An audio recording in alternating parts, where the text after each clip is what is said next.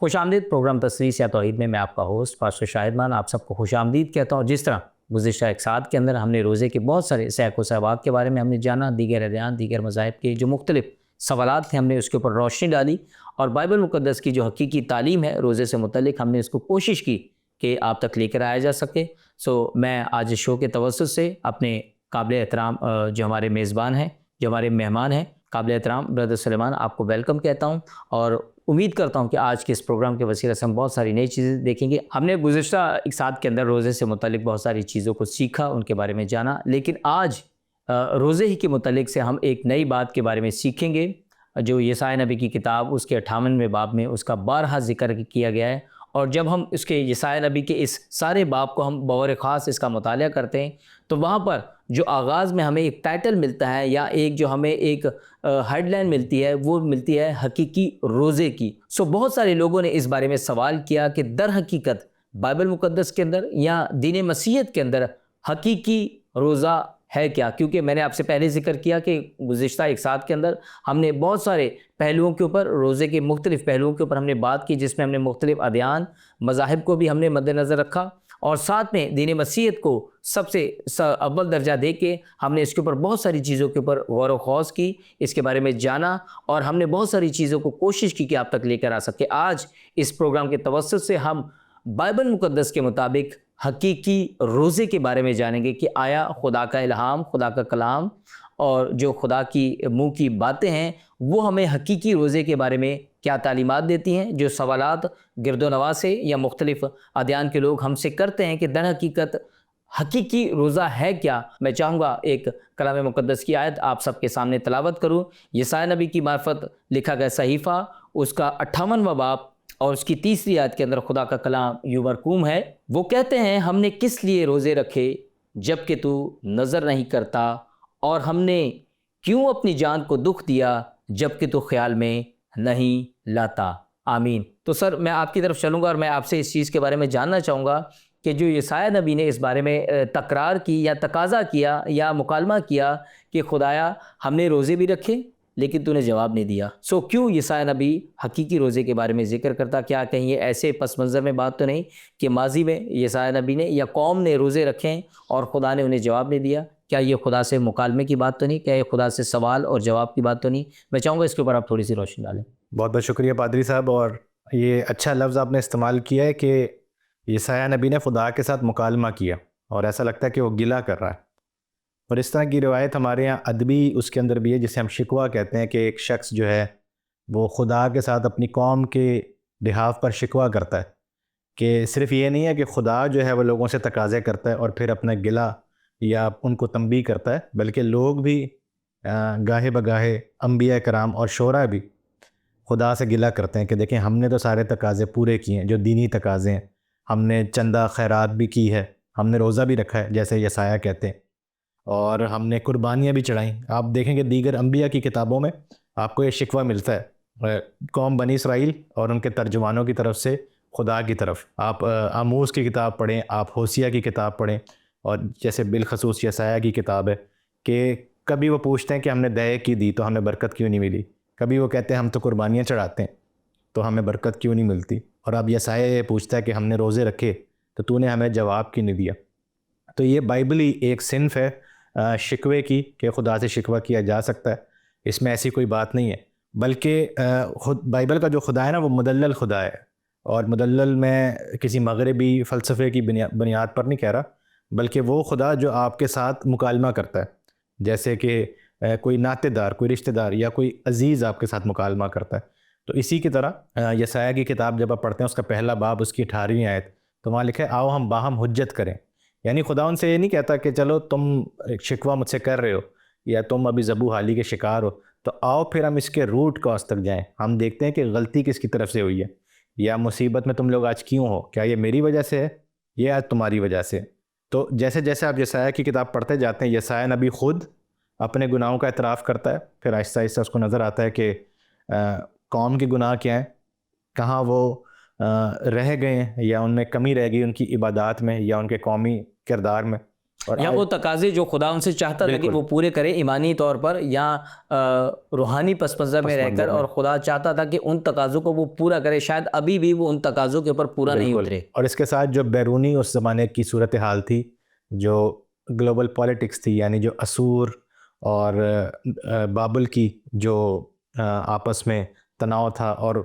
कौमों का उतार चढ़ाव जो है, ये पूरा एक पस मंज़र है जिसके अंदर ये बात हो रही है कि एक कौम है जो ना सिर्फ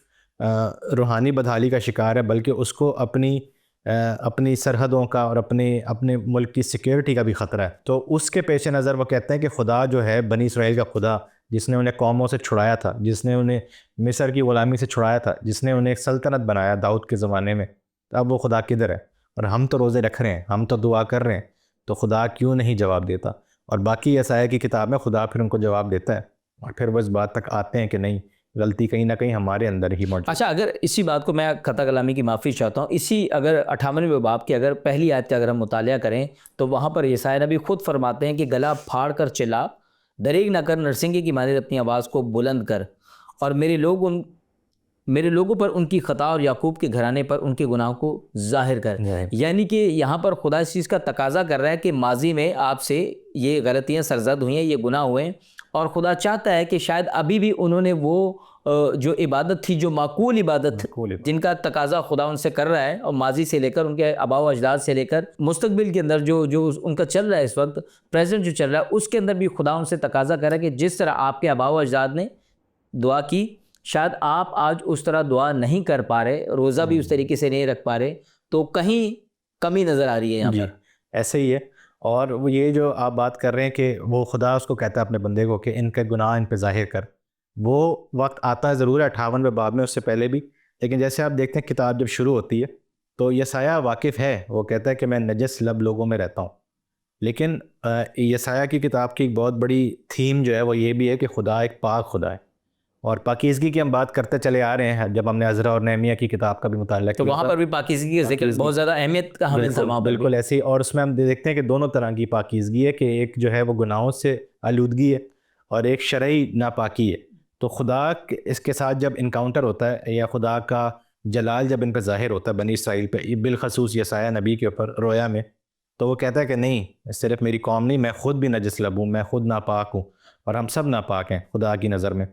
तो और आगे जाके जो मसीही इलाहियात के बहुत सारे अरकान हैं, इसी किताब में लिखा है कि हमारे जो अमाल हैं वो गंदी धज्जियों के मुतरादिफ हैं, और खुदा जो है वो उन्हें बर्फ़ के मानंद साफ़ करने की क़ुव्वत रखता है। जो मसीही इलाहियात आज है ना, कि इंसान अपनी फितरी हालत में गुनहगार है, वो गुनाह की तरफ राग़िब होता है, और वो गुनाह की गिरावट का शिकार है, और उसके जो अमाल और उसकी सोचें नापाक हैं, शरई तौर पर भी और वैसे भी। और खुदा ही है जो हमें पाक साफ़ कर सकता है, हम अपनी कोशिश से नहीं कर सकते। तो ये भी एक यसाया की किताब से आपको एक जवाब मिलता है, जिसको हम आज मसीही इलाहियात का एक बुनियादी रुकन समझते हैं, कि हमारे अमाल इस काबिल नहीं है कि हम खुदा को मुंह दिखा सकें। जब खुदा फजल करता है, जब खुदा हमें माफ़ करता है, तब हम जाके पाक साफ़ होते हैं। तो ये यसाया को भी समझ आ गया था कि ठीक है, हमने सब कुछ किया, शिकवा तो कर रहा है, लेकिन एंड में ये 50वें बाब से आप देखें, फिर 55वां बाब, फिर ये 57, 58वां बाब, वो पाकीज़गी का बार जिक्र करता है, और ये खुदा ही है जो उनको पाक कर सकता है। अच्छा, यहाँ पर एक चीज़ जो समझने वाली है, मेरे भी और नाज़रीन के भी और हम सब के लिए भी, कि देखिए जो पाकीज़गी का अंसर अभी आपने जिक्र किया, और जिस तरह हमने आगाज़ में कहा कि खुदा तकाजा कर रहा है हकीकी रोज़े का। खुदा रोज़े से कबल चाहता है कि शख्स पाकीज़ा हो, कोई भी शख्स हो, वो मैं हूँ, कोई भी फ़र्द वाहिद हो। ये बाइबल मुक़द्दस की तालीम है, ये खुदा की तालीम है, जो मेरे ख़्याल में, मेरी दानिश में मुख्तलिफ़ अदयान जो रोज़े के बारे में मुख्तलिफ़ मुफ़ाहमत रखते हैं, मुख्तलिफ़ ख़याल रखते हैं, मुख्तलिफ़ तालीमात रखते हैं, मुख्तलिफ़ उनके अपने असबाब हैं, सियाक़ो सबाक़ उनके। लेकिन यहाँ पर खुदा जो है, बाइबल का खुदा है, वो क़बल अज़ रोज़ा पाकीज़गी का जिक्र कर रहा है। और यसाया नबी ने जिस तरह आपने फरमाया 50 के बाद जितने भी अबाब हैं, तो वहाँ पर वो सबसे जो पहला पहलू जो है जिसके ऊपर वो ज़ोर दे रहा है कि रोज़ा से पहले पाक होना है, यानी कि तैयारी।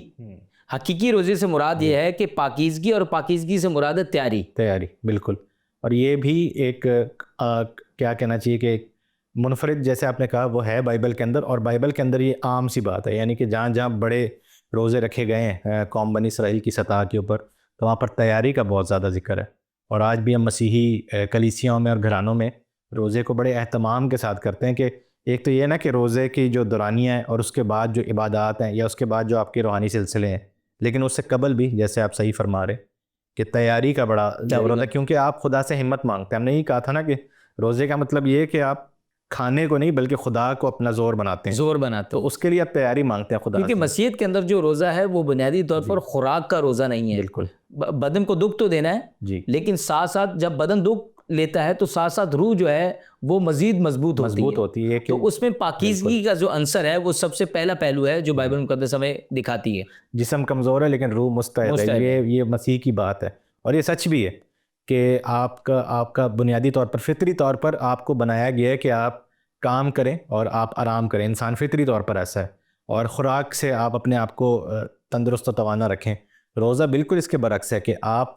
आराम नहीं कर रहे, आप काम कर रहे हैं, लेकिन आप ख़ुराक अपनी उस तरह से नहीं ले रहे और आप खुदावंद पर या अपने रब के ऊपर आप ये तवक्कल कर रहे हैं कि वो मुझे ज़िंदा भी रखेगा और आप अपने आप को भी दिखा रहे होते हैं और आप ये दुनिया को भी दिखा रहे होते हैं। तो ये इसके लिए तैयारी बड़ी ज़रूरी होती है, क्योंकि ये महज एक मश्क नहीं है या एक अमल नहीं है भूखा रहना, क्योंकि कोई भी रह सकता है भूखा, इसमें कोई भी रह सकता है। अक्सर औक़ात हम देखते हैं कि गालिबन जब कभी हम खुदा न खास्ता घरेलू किसी परेशानी में हो, किसी ऐसी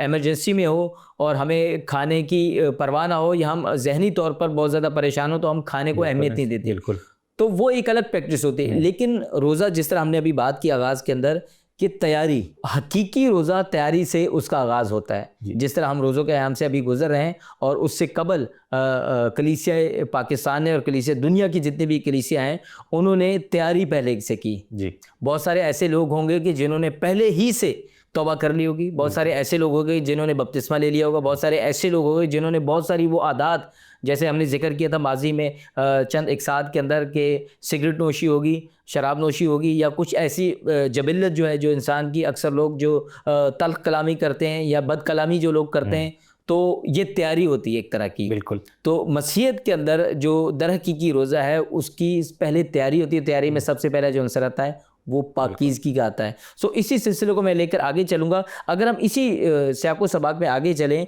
तो यहाँ पर हम देखते हैं कि मेहनत और एक और चीज़ का अंसर आता है कि जहाँ पर वो जिक्र करता है यशायाह नबी आगे चलकर कि तुम झगड़ा और रगड़ा करते हो। मैं चाहूँगा कि ये आयत मुक़द्दसा ज़रूर इसके ऊपर बात करें। 58 बाब और उसकी चौथी आयत के अंदर, देखो तुम इस मकसद से रोज़े रखते हो कि झगड़ा रगड़ा करो और शरारत के मुक्के मारो। और बहुत सीखने की बात यहाँ पर हमें मिलेगी और नाज़रीन आपको भी, कि देखिए यशायाह नबी फरमाता है कि देखो तुम इस मकसद से रोज़े रखते हो कि तुम झगड़ा रगड़ा करो और शरारत के मुक्के मारो। थोड़ी सी समझने वाली बात है कि रोज़ा भी रखा है, वो जिक्र भी कर रहा है कि आप रोज़ा रख रहे हो और इसलिए रोज़ा रख रहे हो कोई झगड़ा और रगड़ा करो। ये बात कहाँ तक दुरुस्त है और ये किसकी तरफ निशानदेही करती है? जी, इससे पहले मैं पिछली बात को ही जारी रखना चाहूँगा कि इसमें तौफ़ीक की भी बहुत बात है। मसीही लोग आम तौर पर कहते हैं कि हमें तौफ़ीक मिलती है नेक अमाल करने की, यानी कि हम नेक अमाल के ज़रिए खुदा की खुशनुदी या पाकीज़गी तक नहीं पहुँचते, बल्कि खुदा अपने फ़ज़ल के ज़रिए, अपने रूल कुद्स के ज़रिए हमें तौफ़ीक बख्शता है कि हम ये सारे काम कर सकें। तो तैयारी इसमें यह भी है कि खुदावंद का बुलावा होता है, खुदावंद आपको तैयार करता है इस काम के लिए कि आप कोई भी, सिर्फ रोज़ा नहीं, आप नेक काम कर सकें। बल्कि खतूत में लिखा भी है नए अहदनामे के अंदर कि वो नेकियां जो तुम्हारे लिए तैयार करके रखी गई हैं या तुम्हारे लिए पहले से चुनी गई हैं कि तुम उनको करो। पौलुस रसूल इसका जिक्र करते हैं गलतियों के अंदर भी। ये इसमें तौफ़ीक की बात भी है, मैं लफ्ज़ को इस्तेमाल करना चाहूँगा कि खुदावंद की तरफ से ही आपको बुलावा भी आता है, आपको तहरीक भी मिलती है कि आप रोज़ा रखें, तौफ़ीक भी देते हैं, फिर तौफ़ीक देता है, फिर वो आपको संभालता है और फिर आप उसकी जो बरकत है वो आपको मिलती है। अब ये जो है ना, ये जो झगड़ा और रगड़ा करने वाली बात है, ये मैं ख़ुद भी हैरान होता हूँ कि ऐसा लग रहा है कि कोई आज हमारे माशरे की बात कर रहा है कि हमारे यहाँ जब मजहबी एक रयाकारी, जिसे हमने पहले भी जिक्र किया था, जिसे मुनाफ़क़त भी कहा जाता है, लफ्ज़ सुनने में थोड़ा सा मायूब लगता है, लेकिन दर हकीकत उसके पस मंज़र में हकीकत वही होती है इसकी। मतलब जो आसमानी किताबें ना, उसके अंदर ये बहुत बड़ी एक समझ लें कि तोहमत है, ये गाली है। आज के ज़माने में तो आप किसी को रयाकार बोलें, हम तो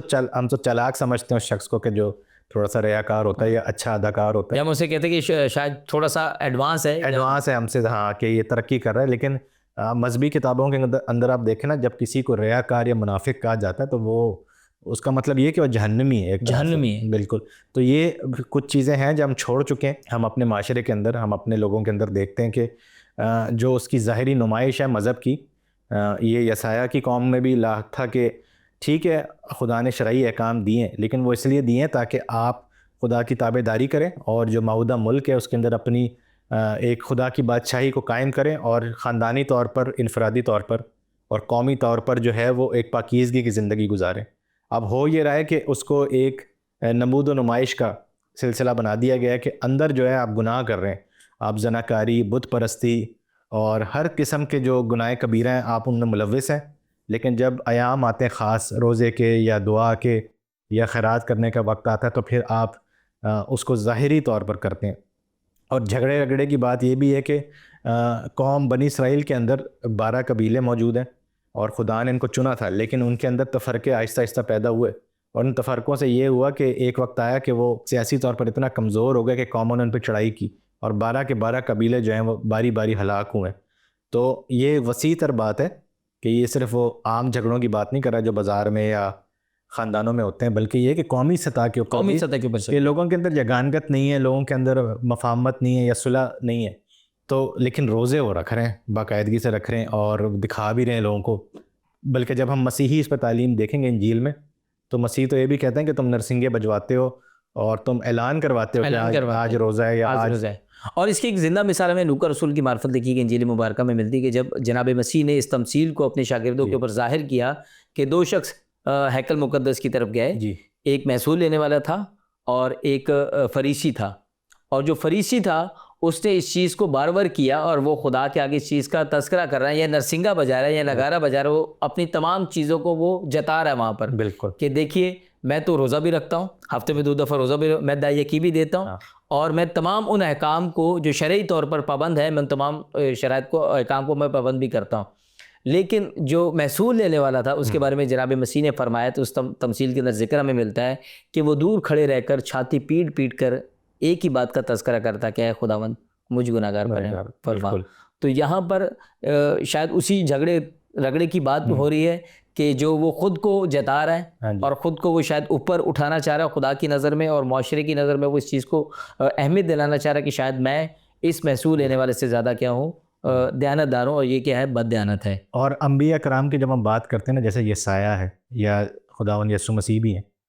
तो इनको हमेशा लोगों ने कबूल किया उस तरह से कि लोग इनके पास आते हैं, ख़ास तौर पर गुनहगार लोग आते हैं और खुदा का कलाम सुनते हैं। लेकिन उस ज़माने के जो मजहबी सरपरस्त होते हैं या रहनुमा होते हैं वो इनकी मुखालफत करते हैं। कौम के अंदर, मैं बाहर वालों की बात नहीं कर रहा, तो मुखालफत बहुत होती है अंबिया की, ख़ास तौर पर यसाया की भी हुई थी। तो झगड़े रगड़े में ये बात भी है कि नफ़रत से भरे हुए लोग खुदा के लिए बज़ाहिर रोज़ा रख रहे हैं या हैकल में जा रहे हैं, लेकिन जो खुदा की तरफ से कलाम आ रहा है और जो बंदा उसको लेकर आ रहा है उसे कबूल नहीं कर रहे, मुखालिफ नहीं, उसकी मुखालफत बल्कि कत्ल तक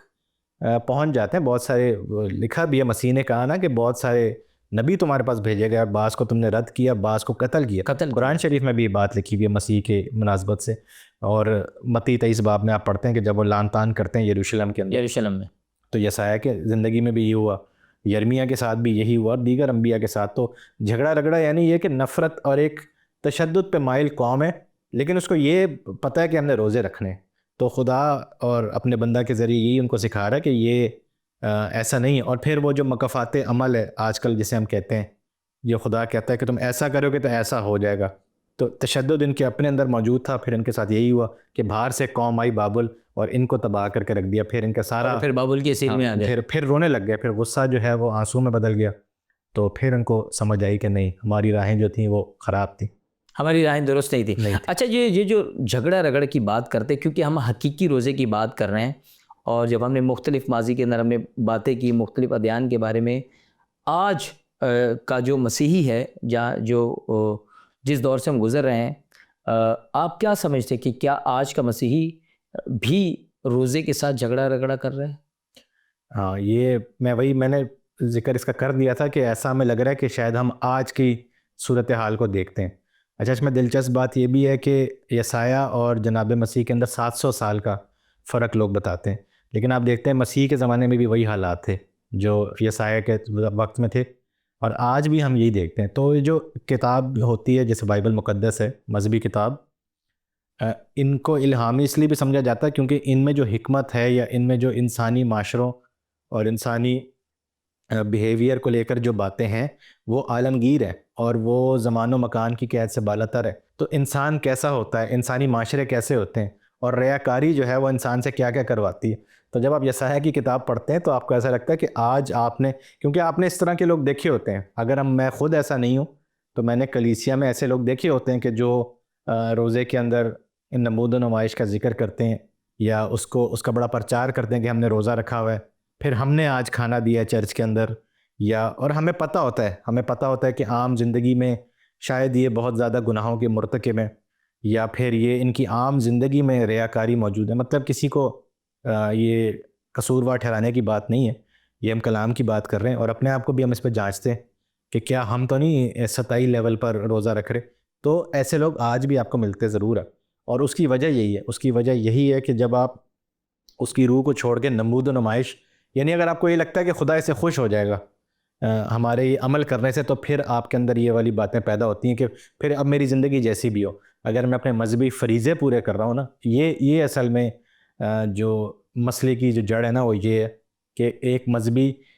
अमल को मजहबी फ़रीज़ा समझ लिया जाए कि जो अगर आप करते हैं, आप जैसे मर्ज़ी करते हैं तो उसमें आपको बरकत मिलेगी, तो पिछला जो है ना आपका रिकॉर्ड साफ़ हो जाएगा। हालांकि ऐसा नहीं है। अच्छा, इसमें एक चीज़ जो काबिल गौर है जिसके बारे में हमने आगाज़ में बात की थी, हकीकी रोज़े के बारे में, मैं फिर उसी बात के ऊपर आऊँगा कि यसाया नबी इस आप बाब के अंदर एक चीज़ के ऊपर बड़ा ज़ोर दे रहा है और वो रोज़े के साथ साथ, जिस तरह हमने आगाज़ में बात की कि तैयारी, बिल्कुल। हकीकी रोज़ा बाइबल मुक़द्दस में तैयारी से उसका आगाज़ होता है।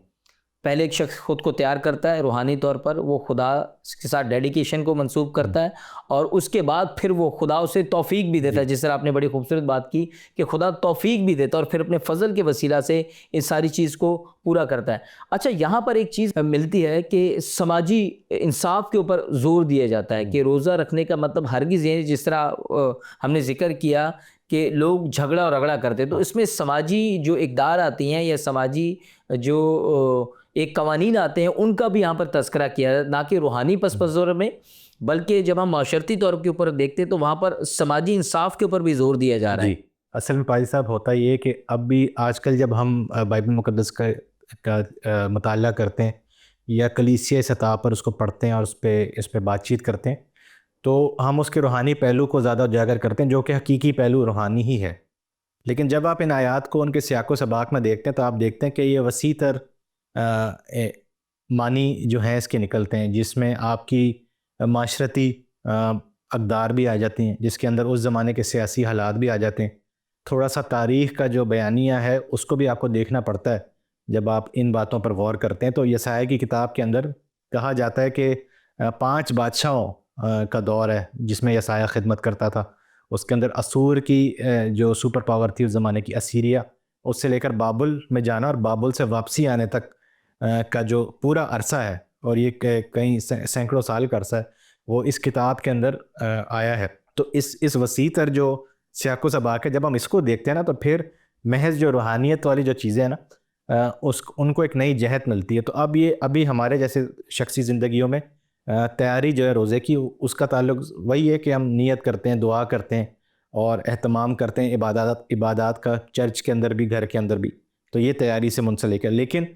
आप ये देखते हैं कि एक उसमें कौमी पहलू भी है, यानी कि फिर आपकी जो दुआओं का महवर है या जो आपकी तौबा का जो महवर है वो कौमी बुनियाद का है कि खुदा हमारी कौम गिरावट का शिकार है। देखिए, रोज़ा इनफरादी भी होता है, यसाया ने भी रखा, दानियल ने भी रखा, खुदावंद यीशु मसीह ने भी रखा। लेकिन अब जब रोज़े की हम बात कर रहे हैं, जो आप एहतमाम के साथ रख रहे हैं बतौर एक मजहबी जमात या एक कौम, उसकी जो नौयत होनी चाहिए ना वो फिर इज्तमाही होनी चाहिए। चाहे आप अकेले अकेले अपने घरों में रखें, लेकिन उसकी नौयत ये होनी चाहिए कि खुदा हमारी कौम को बहाल कर। अब जब कौम की बहाली की बात आती है तो उसमें सिर्फ़ और सिर्फ रूहानी बातें नहीं आती या मजहबी बातें नहीं आती, बल्कि उसमें फ़ाइनेंशियल, उसके अंदर पॉलिटिकल, उसके अंदर हर तरह के जो शोबाए ज़िंदगी हैं या शोबाए हुकूमत है या शोबाए माशरत है, वो सारी उसमें आती हैं कि खुदा इन सब को बहाल कर। और हम देखेंगे यसाया की किताब जब हम आगे पढ़ेंगे पूरी, तो उसमें सारी चीज़ों की बात है कि खुदा किस तरह असीरी के बाद इन सारी चीज़ों को बहाल करेगा, जिसके पस मंज़र में 58 बाब लिखा गया है कि ये सिर्फ ये नहीं कि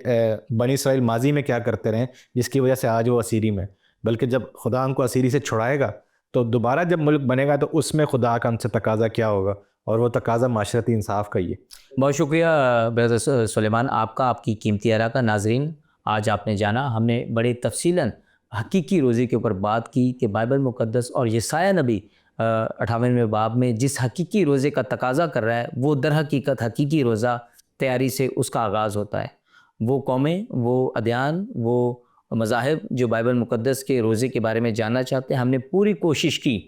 कि बाइबल मुक़द्दस जो खुदा का इलाही कलाम है, जो जामिया किताब है, वो हकीकत में बाइबल मुक़द्दस के मुताबिक रोज़े के बारे में क्या बयान करती है, और वो यही बयान करती है कि रोज़ा तैयारी से उसका आगाज़ होता है। मैं आप सबसे इजाज़त चाहूँगा और उम्मीद करता हूँ कि जहाँ रहें खुश रहेंगे और आने वाले एक साथ के अंदर हम मज़ीद खुदा के कलाम में से सीखेंगे और खुदा हम सबको बड़ी बरकत देगा। आप सबका बहुत बहुत शुक्रिया।